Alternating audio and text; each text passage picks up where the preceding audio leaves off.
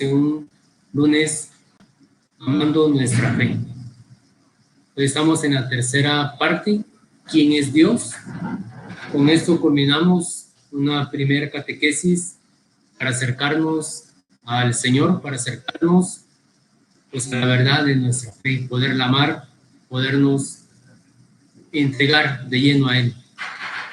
Hoy quiero que veamos las 5 etapas de cómo Dios se fue revelando progresivamente y cómo la Sagrada Escritura nos va mostrando al Señor.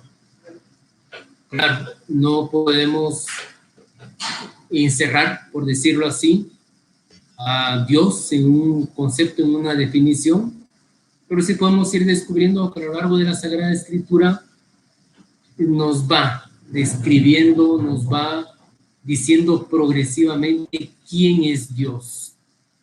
Y entonces yo quiero que hoy nos centremos en la tercera parte de este primer tema, ¿quién es Dios? Y vamos a decir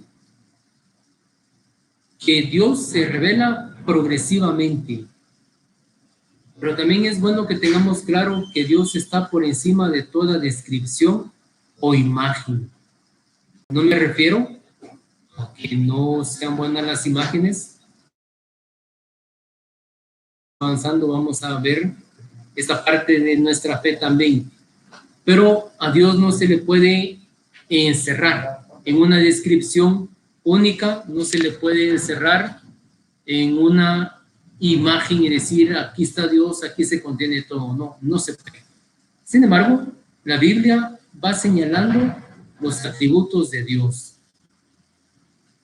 las características de Dios, las propiedades de Dios. Tiene un carácter progresivo, al igual que la historia de la salvación. Dios, en el momento en que Adán y Eva cayeron en el pecado original, en el primer pecado de la humanidad, Dios no vino y definitivamente salvó al hombre y vino Jesús y realizó la redención. No, todo fue progresivo. Dios siempre respeta su propia creación y sobre todo la libertad del hombre, que Dios nos ha creado a su imagen y semejanza. De modo que Dios se va revelando progresivamente y así lo podemos ver nosotros en la Sagrada Escritura. Veamos pues estas 5 etapas en el desarrollo de la doctrina bíblica sobre Dios. Vamos a hacerlo por 5 etapas. Es un modo esquemático para poder ir aprendiendo, para poder estar un poco más aprensivos y que se nos vayan quedando las enseñanzas del Señor. Entonces, vamos a decir que la primera etapa es donde Dios acompaña a aquella tribu nómada, es decir, que tienen que ir de lugar en lugar porque tienen que sobrevivir, tienen que encontrar un lugar donde haya más abundancia, más fruto, más cosecha, y por lo tanto tienen que ir recorriendo los pueblos y los lugares porque tienen que sobrevivir. En esa circunstancia, vamos a decir, nuestro primer patriarca que fue Abraham, Dios acompaña a Israel, que era nómada. En ese momento no es un pueblo, es una tribu que va y que tiene que ir sobreviviendo de lugar en lugar, de tiempo en tiempo. Sin embargo, en esta primera etapa, la Sagrada Escritura nos presenta a un Dios que es protector y defensor de esa tribu que posteriormente se llamará Israel. Dios protege, Dios defiende a los suyos. Es la primera etapa en que nosotros podemos ver. Sin embargo, es aquí en donde se va a decir que Dios es el Dios de nuestros padres. Aquí se empieza a definir a Dios de esta manera. Más que definición, es un modo de poderse referir a ese Dios que no tiene nombre. Recordemos que Abraham viene de la tribu Ur de los Caldeos, era una tribu matriarcal, significa que quien poseía más autoridad era la mujer, no en cuanto a la esposa del esposo, sino porque la diosa principal era una mujer, o al menos el aspecto femenino. Y en el caso de Ur de los Caldeos, según la historia, según escritos históricos que se tienen, era la diosa Luna, la diosa principal. Siempre tiene mucho juego también el sol, pero la diosa Luna, por alguna característica, tenía mucha relevancia, mucha importancia en la cultura de Abraham. De modo que este Dios que se le revela aún no tiene nombre. Dios aún no le da un nombre, porque lo tiene que sacar de raíz de la idolatría, del politeísmo. Por lo tanto, cuando se refieran a Dios, se van a referir como el Dios de nuestros padres. Así lo dice, por ejemplo, Génesis en el capítulo 31 y versículo 4 y 5 dice: Jacob mandó llamar a Raquel y a Lía al campo donde estaba el rebaño. Y les dijo: me he dado cuenta de que su padre ya no me mira como antes, pero el Dios de mi padre está conmigo. ¿A qué Dios se refiere Jacob? Al Dios verdadero. ¿Qué nombre tiene? Aún no ha revelado Dios su nombre, porque está purificando a su pueblo de la idolatría. Sin embargo, sí se le va a enseñar en la Sagrada Escritura, nos va a enseñar que Dios es un Dios protector y defensor de esa tribu nómada que pasarán años para que se denomine el pueblo de Israel. Por ejemplo, pueden ver Génesis capítulo 31, en el versículo 29, que se hace referencia a cómo Dios va acompañando, cómo Dios va cuidando a esta tribu. Tengo poder suficiente para hacerles daño, pero el Dios de tu padre me habló la noche pasada diciéndome: cuidado con intentar algo, ni bueno ni malo, contra Jacob. Vemos cómo Dios es un Dios protector, un Dios que cuida. Así nos primera etapa a Dios. Dios es un Dios protector y defensor, un Dios que cuida, que ama a esa tribu que él mismo ha elegido, pero todavía no tiene nombre, por decirlo así. Sabemos que Dios tiene nombre, Dios es desde siempre y para siempre, pero aún no ha revelado cuál es su nombre. Vamos a ver una segunda etapa. En esta segunda etapa es quizás la parte más fuerte que va a vivir Israel. ¿Por qué?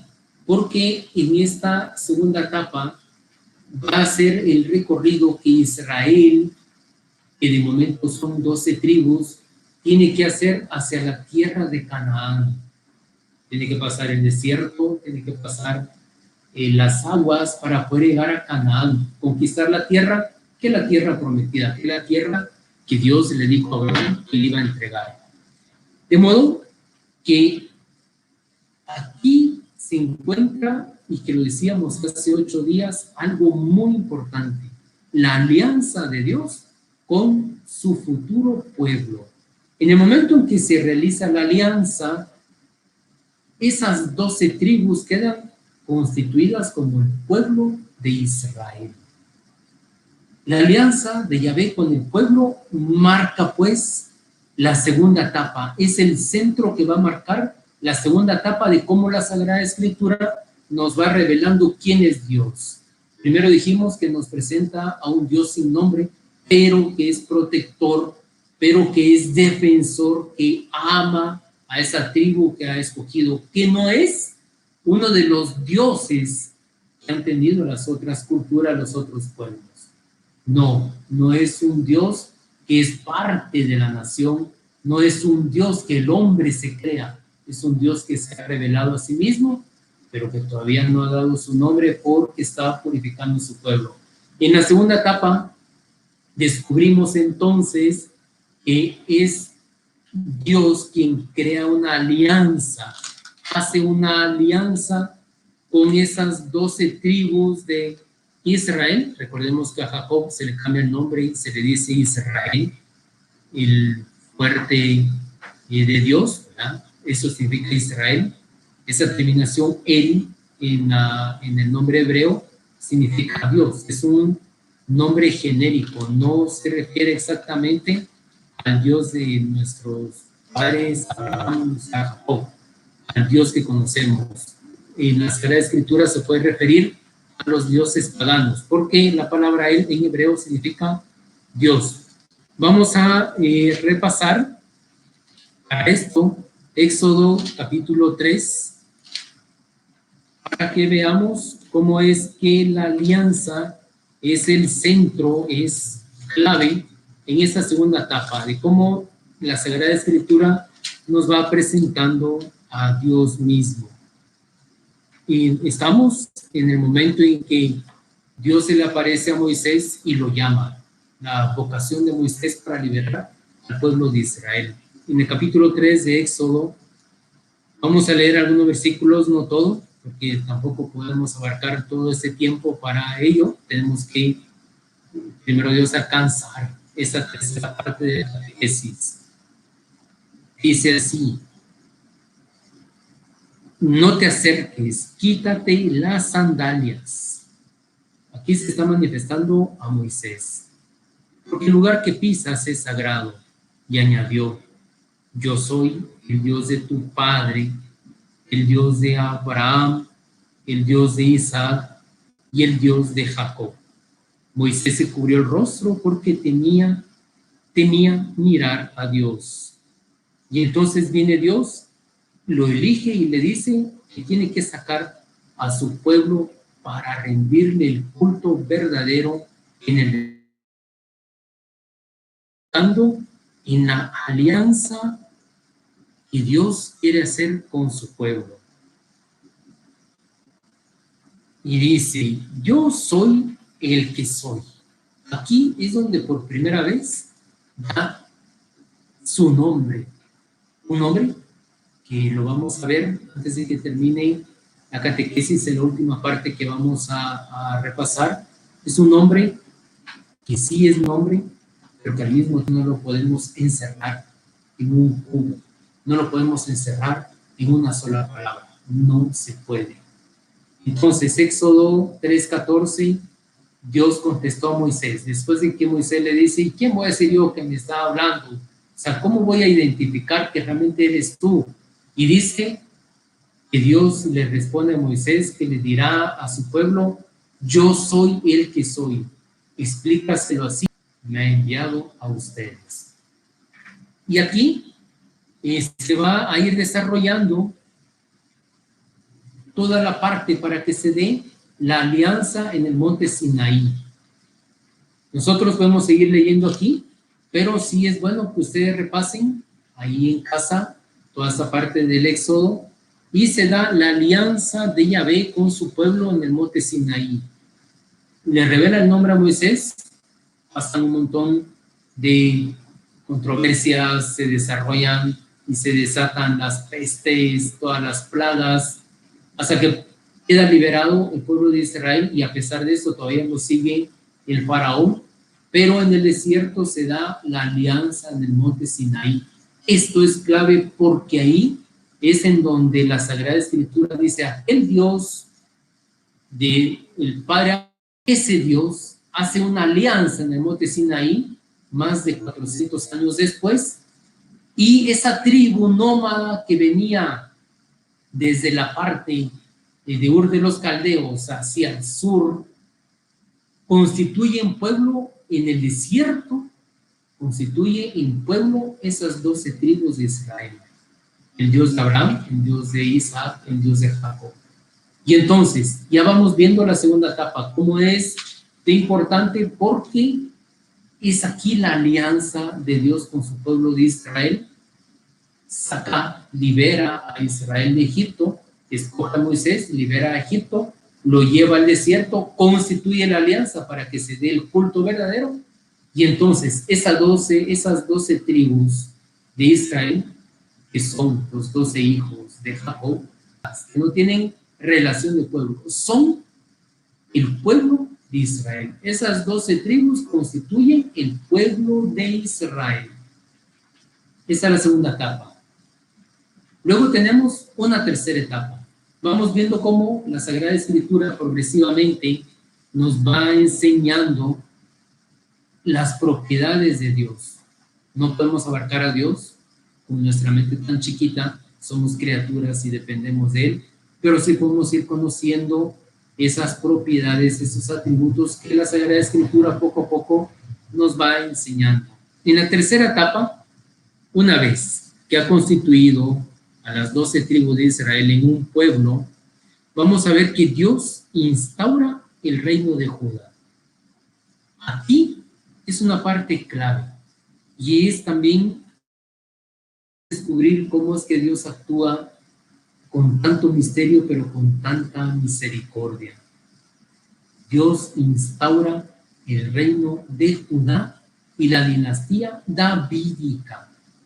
Recordemos que cuando Jacob bendice a sus hijos, a sus 12 hijos, no va a tomar al primogénito, sino al cuarto hijo. Al cuarto que de hecho cometió pecado de incesto. Y escoge a Judá. Y le dice que de él nacerá el vástago que va a salvar a su pueblo de Israel para siempre. Es decir, ese redentor que se espera. De modo que de Judá va a descender Jesé, de Jesé David, y de David nacerá Jesús. Entonces vemos cómo es que en esta tercera etapa Dios instaura el reino de Judá. Judá será ese león, ese pequeño león, pero que es profecía del verdadero león de Judá, Jesucristo. Entonces, en la tercera etapa vemos que Dios instaura el reino de Judá y la dinastía davídica, es decir, el reino de David, ese profeta que perdurará pues hasta que el Señor venga. El profeta David es un profeta central para poder entender muchas profecías de Jesucristo y de la iglesia. De modo que aquí en esta etapa Dios establece profetas, establece a muchos profetas para poder purificar la fe de ese pueblo de Israel, que fue la pedagogía de Dios, fue como Dios poco a poco le fue enseñando a su pueblo, purificando la fe de un montón de cosas que no son fe. Hasta la fecha, mucha de nuestra gente cree un montón de supersticiones, cree un montón de cosas que no son fe, y todavía necesitamos purificar nuestra fe. Pero en esa tercera etapa, Dios instaura profetas que purificarán la fe de su pueblo Israel y van a comenzar a establecer las exigencias morales para poder vivir rectamente como Dios quiere. Y al mismo tiempo que instaura profetas para purificar la fe, para dar la norma moral de vida, los profetas se encargarán también de que ese pueblo de Israel sea monolátrico. ¿Qué significa eso? Que adore a un solo Dios. No puede estar adorando a un montón de dioses, no puede, porque solo un Dios existe. De modo que aquí, en la tercera etapa, se instaura el reino de Judá y la dinastía de David. Surgen profetas que Dios va entregando a su pueblo para purificar su fe, para decirles cómo tienen que portarse delante de Dios y para decirles que solo un Dios existe. No existen más dioses. De modo que vamos a detenernos un momento aquí. Espero que no se vayan. Espero que continúen. Vamos a seguir aprendiendo para amar nuestra fe.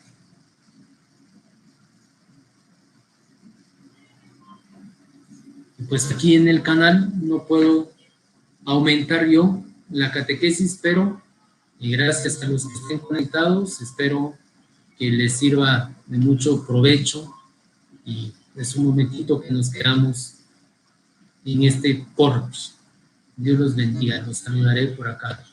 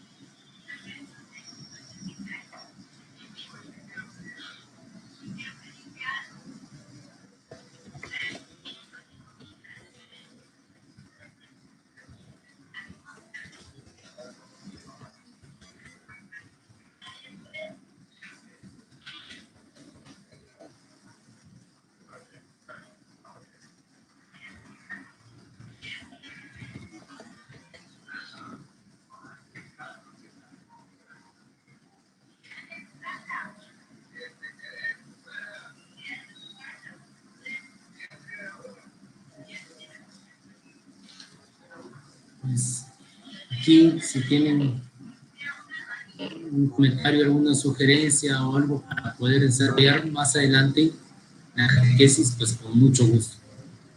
Me pueden escribir y pues en nombre de Dios ir profundizando en nuestra fe, en eso que Dios quiere.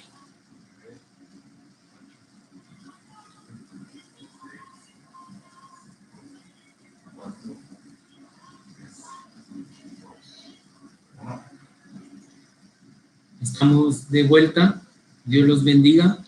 Muchas gracias por estar aquí, pendientes. Y vamos a continuar con nuestra catequesis. Hemos visto 3 etapas de cómo la Sagrada Escritura nos va presentando al Señor con sus atributos, sus propiedades. Y dijimos que en la primera etapa, Dios se revela como un Dios protector, un Dios que ama y cuida a sus elegidos, a una tribu nómada, pero que también no les da un nombre, porque no es un Dios nacional, no es un Dios que lo ha sacado de su propia cultura, es un Dios que se ha revelado al hombre. En la segunda etapa se establece la vocación de Moisés, Dios llama a Moisés para liberar a su pueblo y se hace la alianza en el monte Sinaí para el culto verdadero y constituye a esas 12 tribus en un pueblo, en el pueblo de Israel. En la tercera etapa vemos cómo la Sagrada Escritura nos enseña que Dios instaura el reino de Judá y la dinastía de David, de la cual nacerá Jesús, según la carne. Y establece al mismo tiempo profetas que purificarán la fe, establecerán normas morales para obrar según Dios y de acuerdo a como Dios quiere, según su santa voluntad, y al mismo tiempo van a exigir en la monolatría, es decir, adorar a un solo Dios. No hay más que un solo Dios, no hay muchos dioses. Y en la cuarta etapa vamos a descubrir que aquí se desarrollan los famosos profetas mayores. Se desarrollan y esto es importantísimo porque ellos le darán una profundidad muy grande al pueblo de Israel. Aquí aparecen los profetas mayores, esencialmente Isaías, Jeremías, Ezequiel, Amós. Son profetas de gran importancia. Isaías, recordemos que Isaías nos tiene los cánticos del siervo de Yahvé, es como que él hubiera estado viendo la pasión del Señor. Tenemos las profecías de Jeremías, tenemos a Ezequiel, tenemos a Amós. De modo que en esta cuarta etapa surgen y se desarrollan estos profetas mayores de Israel. Es importantísimo poder tener claro esto porque son profetas que van a tener mucho peso, tienen mucha autoridad. Isaías, que es un libro grandísimo con todas sus profecías, pero con una enseñanza maravillosa. Sin embargo, con estos profetas mayores, la Sagrada Escritura nos enseña una serie de puntos. Primero, nos va a presentar que Dios se encuentra y abarca todo el universo. De modo que no podemos pensar que Dios, mientras está viendo una parte, como que no se da cuenta de la otra. No, la presencia de Dios es universal. Esto es importantísimo. La presencia de Dios es universal. Es decir, Dios está presente en todo, absolutamente todo. Por eso se le llama que Dios está omnipresente, es decir, su presencia es universal. Dice, por ejemplo, Isaías 49, 6, y luego versículo 26, vamos a leer. Él dice, no solo eres mi siervo para restablecer las tribus de Jacob y traer a los sobrevivientes de Israel, sino que te convierto en luz de las naciones para que mi salvación llegue hasta el último rincón de la tierra. Isaías 49:6. Y luego vamos al versículo 26. Obligaré a tus opresores a comer su propia carne, se emborracharán con su sangre como si fuera vino, y todos reconocerán que yo soy el Señor, tu Salvador, y que tu Redentor es el fuerte de Jacob. Es decir, Dios tiene una presencia universal. Esto es importantísimo y poderlo descubrir. En esta cuarta etapa no es un Dios que, como escogió a Abraham, a una tribu nómada, luego hace un pueblo de Israel como que no sabe qué sucede con los demás. No, Dios todo lo ve, todo lo sabe y está presente en todo, en el tiempo y en el lugar. Todos los tiempos, todos los lugares. Sin embargo, en esta época de los profetas mayores que nos enseñan que la presencia de Dios es universal, hay un segundo punto y muy importante. Estos profetas se recalcan la fe en un Dios único y trascendente. Dios es único, o sea, no hay más de un solo Dios, no hay dos dioses, no hay tres dioses, no hay cuatro dioses como las mitologías o como las religiones naturales, no, hay un solo Dios y que es trascendente. Hace 8 días hablábamos que Dios es trascendente, es decir, está por encima de todo lo creado. Dios no se confunde con su creación. Dios es el creador y está por encima de todo lo creado. Sin embargo, a pesar de que Dios es único, trascendente, también es un Dios poderoso. Todo lo puede, absolutamente todo lo puede, pero que también es misericordioso. Él está lleno de misericordia. Este es el segundo punto que nos enseñan los profetas mayores. Dios lo llena todo con su presencia. Segundo, Dios es único, trascendente, poderoso y misericordioso. Tercer punto que nos enseña la Sagrada Escritura en esta cuarta etapa, que Dios es el creador de todas las cosas. No hay alguien que hizo lo malo y Dios hizo lo bueno. No, no, no. Claro, el mal es un misterio que la humanidad no termina de responderse, es un misterio, pero que desde la luz de la fe se puede responder. Sin embargo, no podemos decir que el mal y el bien están en el mismo nivel, jamás. Sin embargo, Dios es el creador de todo, no creador de lo malo, pero sí es el creador de todo y que ama a todos los hombres. Dios ama a todos los hombres, a todas sus criaturas. Dios las ama con entrañable amor. De modo que esta cuarta etapa nos está presentando a un Dios que es lleno de misericordia. No podemos confundirnos con decir, es que en el Antiguo Testamento Dios era guerrero, Dios como que era muy violento, Dios como que le gustaba la guerra, Dios le gustaban los pleitos. No, no, no, no, no. Claro, Dios como va educando a su pueblo poco a poco, también les va enseñando y se va acomodando para poder educar y no violentar al hombre. Pero la Sagrada Escritura nos enseña en esta cuarta etapa que Dios es un Dios que ama entrañablemente a todos los hombres y que toda la tierra está llena de su gloria. Así cantan los salmos, toda la tierra está llena de su gloria. Esa es la cuarta etapa, de cómo Dios se ha ido revelando poco a poco y la Sagrada Escritura nos lo va enseñando. Y tenemos la quinta etapa. Una quinta etapa que pertenece a una fase de la historia de Israel en donde hay más madurez y hay más desarrollo teológico.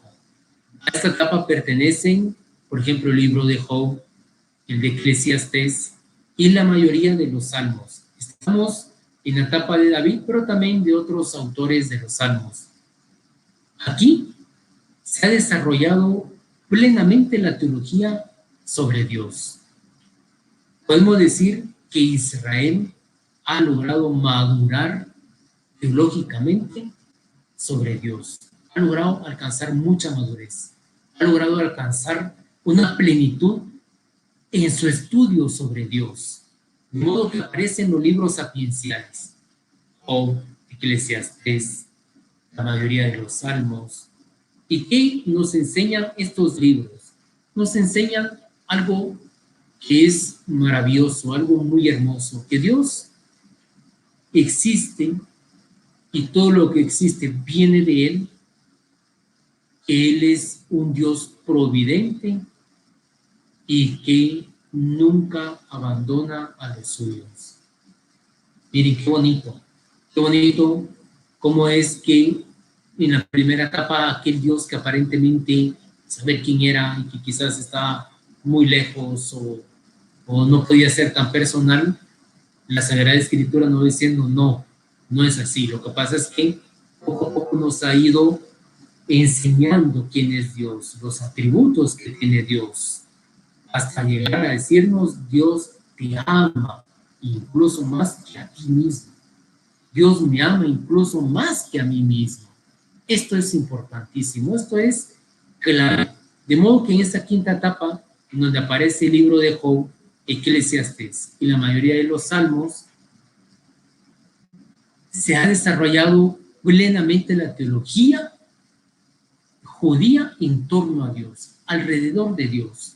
Ha logrado profundizar, ha logrado como que llegar a más fondo, ha logrado madurar espiritualmente y reflexiona sobre Dios, sobre su existencia y nos demuestra que Él es un Dios providente. Él nunca abandona, al contrario, Él siempre sale en rescate y en auxilio de sus hijos, de nosotros, sus hijos, de nosotros, sus criaturas. Aquí vemos pues, en esta primera parte de este tema, ¿quién es Dios? Casi a punto de finalizar esa tercera etapa, y hay 5 fases, 5 etapas de cómo la Sagrada Escritura nos va revelando al Señor.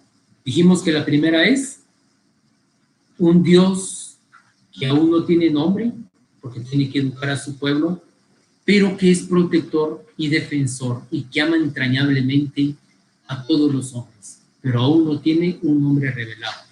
La segunda etapa, se establece la vocación de Moisés. Dios elige a Moisés para rescatar a su pueblo Israel de Egipto, pero se establece la alianza en el monte Sinaí para constituir en pueblo a las 12 tribus de Jacob.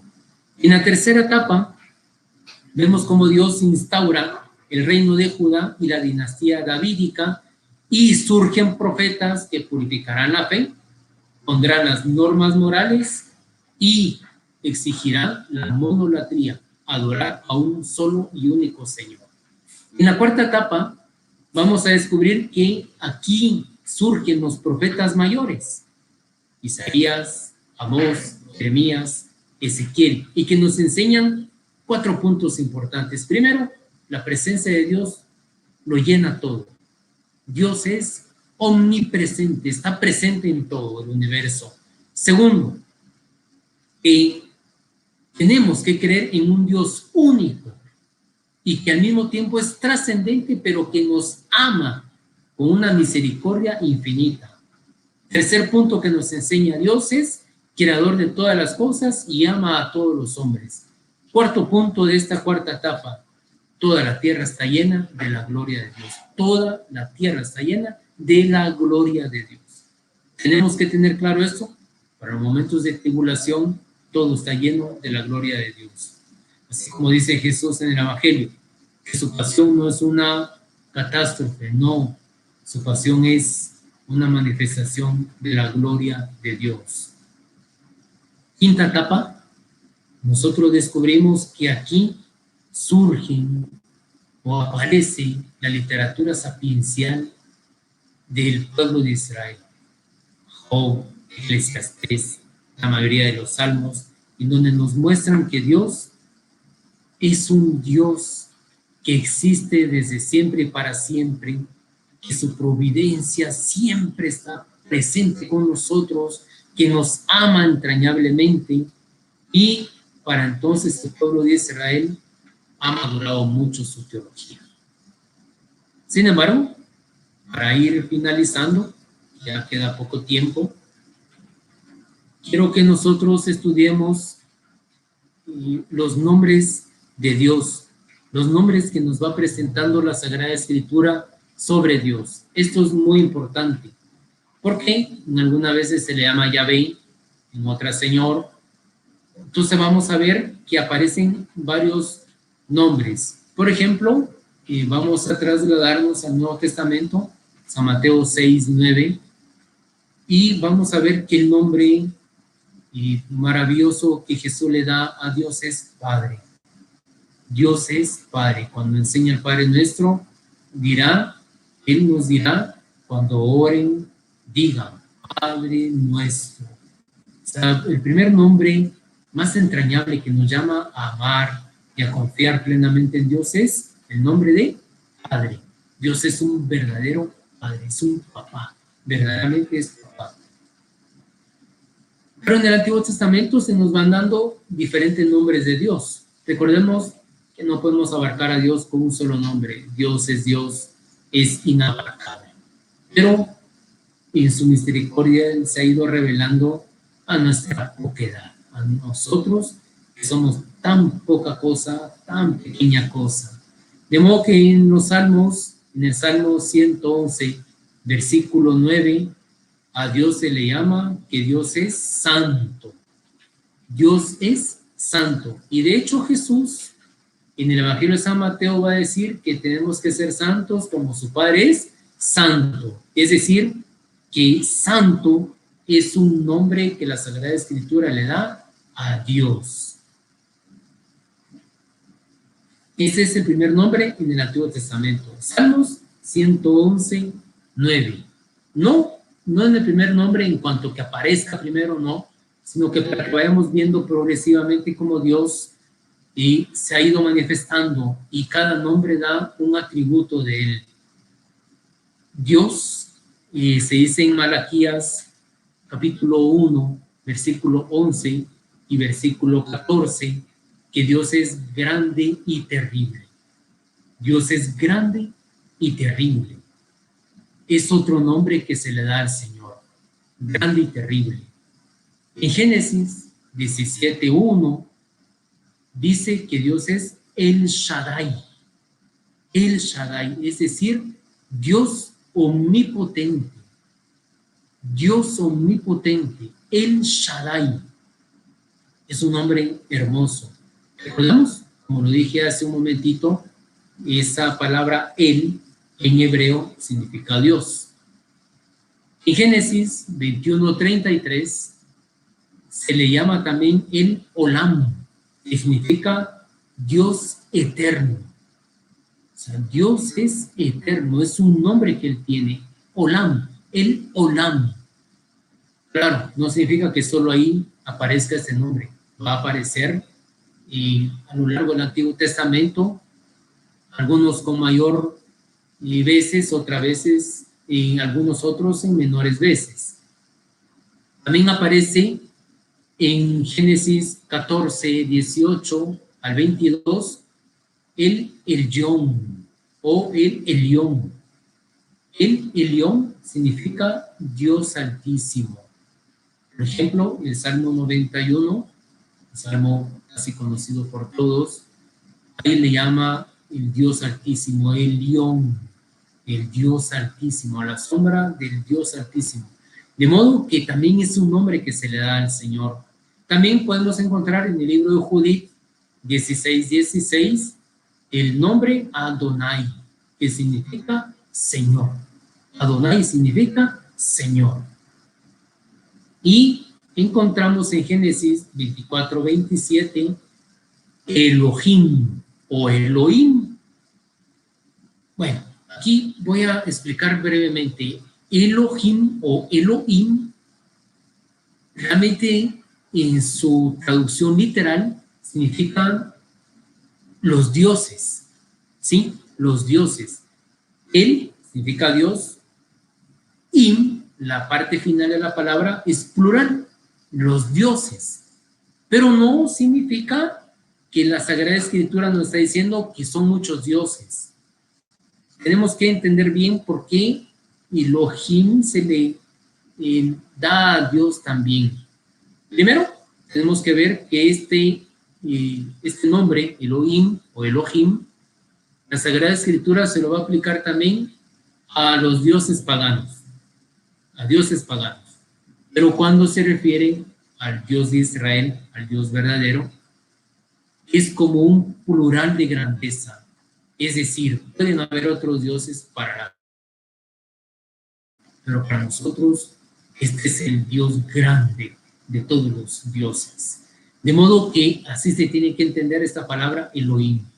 Y luego vamos a descubrir que aparece el nombre por excelencia que el mismo Dios da, Yahvé.